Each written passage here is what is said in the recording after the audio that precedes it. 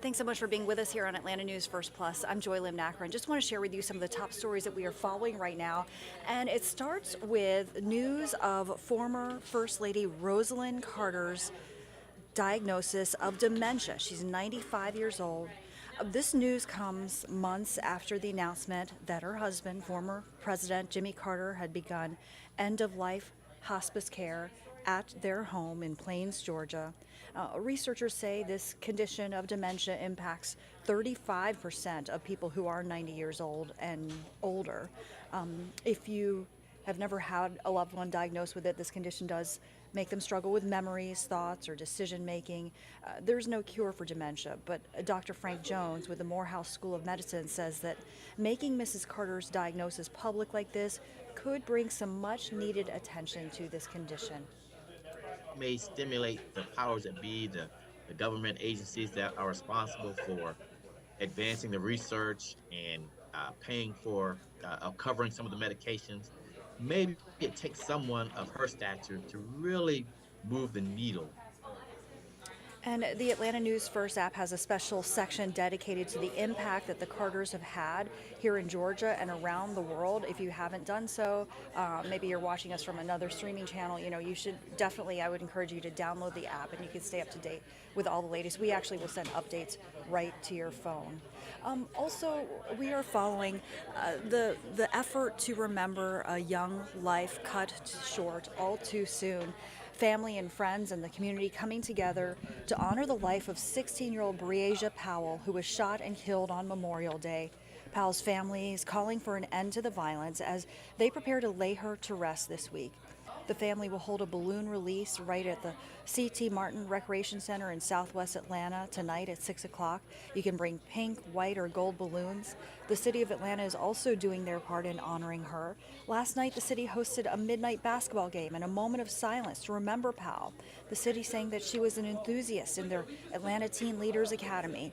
She was shot and killed Sunday morning outside Benjamin Mays High School after a graduation party. And neighbors in the area say they are so tired of all the violence. I don't want to see any other deaths. I don't want to see even the death of any of these children that are doing this. My heart goes out to them too, because clearly they don't have enough to do or enough resources, but this is not the answer to that. And today will be the balloon release at 6 o'clock, followed by the public viewing on Friday from 5 to 7. And Ms. Powell is going to be laid to rest Saturday at Jackson Memorial Baptist Church on Fairborn Road in Atlanta. But certainly we're going to be following the efforts to remember her. Another major story that we continue to follow is that many of those residents who were forced out of their homes after that partial building collapse due to a crane failure in Midtown are now finally getting back home again. My colleague Tori Cooper has more. I'm just so happy to be back home. We haven't been home in like a week and a half now, so I'm just excited to be back home in my own space. Tenzon West apartment complex residents like Mahogany Stapleton say it feels good to be home. Oh, I'm feeling very glad. For the last 7 days, apartment residents have been living out of suitcases. They were forced out of their apartments last Monday after a crane failed in Midtown and their apartment building was deemed unsafe. I was like, what do you mean the crane? Like, residents have been staying in hotels funded by the apartment or with friends and family awaiting to go home. But the hotel life has its challenges. Spending a lot of money on food, commuting back and forth to work. Food was the hardest part. My office is nearby, but the thing is, I don't like hotel food. I like to eat at home. Residents received this email from Tenzon West Property Management saying they can come back and they should see some extra money back in their pockets. They also told us today that we was getting a credit back towards our rent, which is like needed. I'm Tori Cooper, Atlanta News First. So definitely some much appreciated progress there.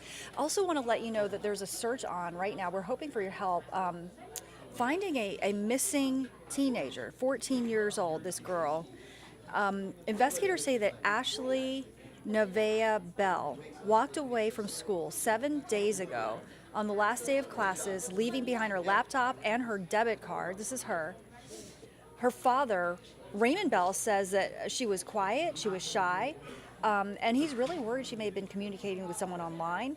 Campus police are actively working to get into her phone remotely and look for any clues about her whereabouts. Her family, meanwhile, very concerned. They're praying for her safe return, but they really just can't help but fear for the worst.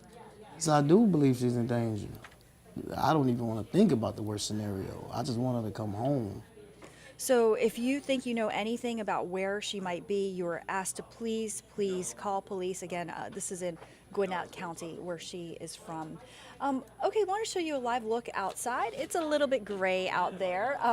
It's hard to know what's in store these days with all the changes in the weather, but we have meteorologist Courtney Jacobazzi with a closer look. Courtney. Yeah, thanks so much, Joy. Good morning, everyone. So a little gloomy out there, that's for sure. Today we will have a few extra clouds around. Ultimately, what that means is our humidity is starting to build back in just slightly.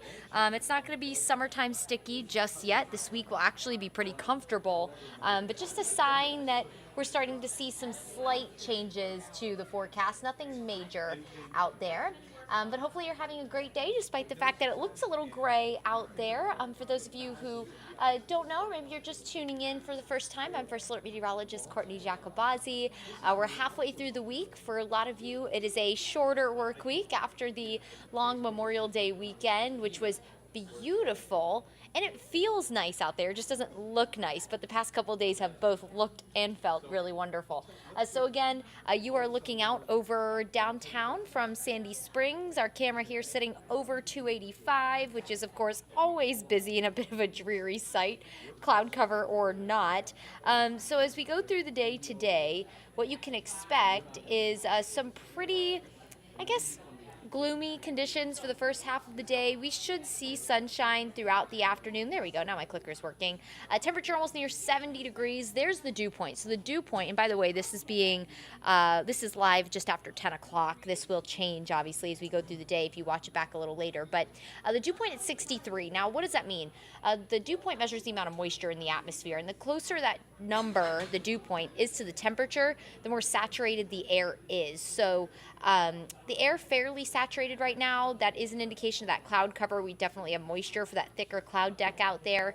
But 63 isn't necessarily uncomfortable. It's a little on the muggy side, but once you get into the mid 60s is when the dew points really start to become more noticeable and a little more uncomfortable for you. So here's a look at our muggy meter through the week. Notice we're going to stay below that humid range. Now, don't get me wrong, in the morning when the dew point is closer to the temperature, it probably is going to feel a little more humid out there, but as we warm up gradually through the day and dew points hover in the 50s and 60s, it'll feel a lot more pleasant out there. But overall, just a great stretch of weather. To not have that bar go into the humid and really tropical sticky range is fantastic for this time of year. Here's a look at our temperatures throughout the day. Temperatures will climb into the upper 70s and low 80s, so we'll be a few degrees cooler than yesterday, and that's really thanks to the cloud cover. Also thanks to our small rain chance we have today. We did have a few showers this morning. We could have a few pop-up showers throughout the afternoon. So maybe you're trying to get the kids out this afternoon, let out some of that energy now that they're on summer break. I'm sure the beginning of summer break is when everything is just the most chaotic, right? The kids have full steam ahead because they have the entirety of summer to look forward to. So I'm sure you're probably looking for ways to get them outside. If you're maybe headed to the playground today, it'll be great. The slides shouldn't get too hot with temperatures, again, generally hovering near 80. So that's good news. We know when we get into the heat of the summer months, those slides can get dangerously hot. That shouldn't be the case today. And then as we head towards 3 o'clock, notice that icon there. I do think once we head past lunchtime, that's when we'll introduce the chance for maybe an isolated shower or storm. So let's take you through it. A lot of the rain and storm activity today will set up south of the city. Most of us will stay dry today, but again, isolated showers and storms that could maybe be around for that ride home from work as well. So just something to keep in mind. Definitely not a washout. We're going to keep a 20% coverage of rain today, but you might need to use the windshield wipers here and there throughout the afternoon and evening. Just something to keep in mind as you're making your way home or getting ready to make your way home from work later this afternoon.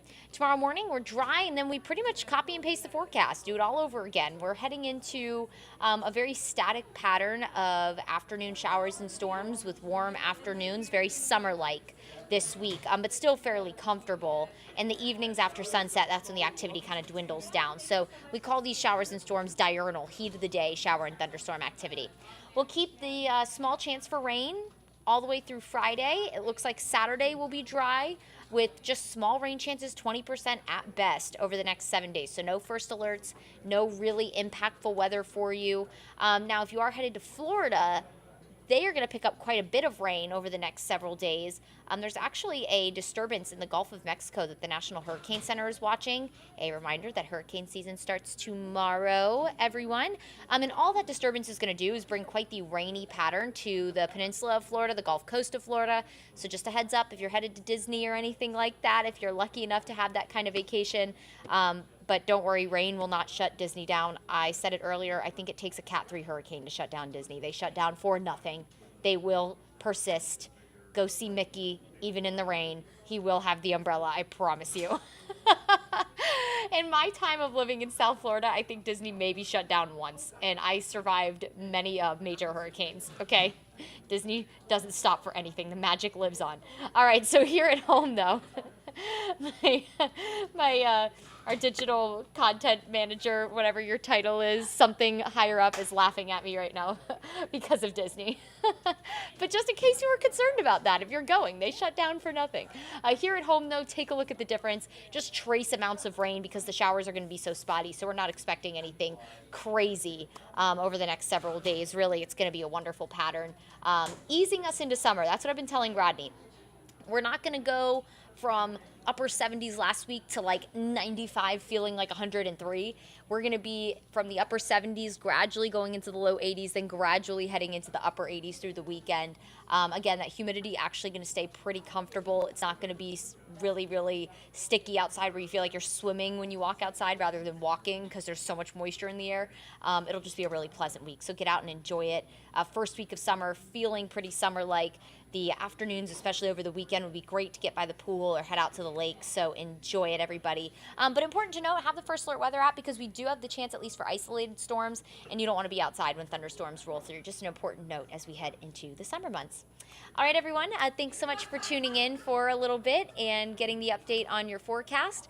I hope you make it a wonderful Wednesday. We're halfway through the work week, and the pleasant weather continues on, even though it's a little cloudy out there. We will see sunshine in some capacity today, so enjoy it, and we'll catch you here next time.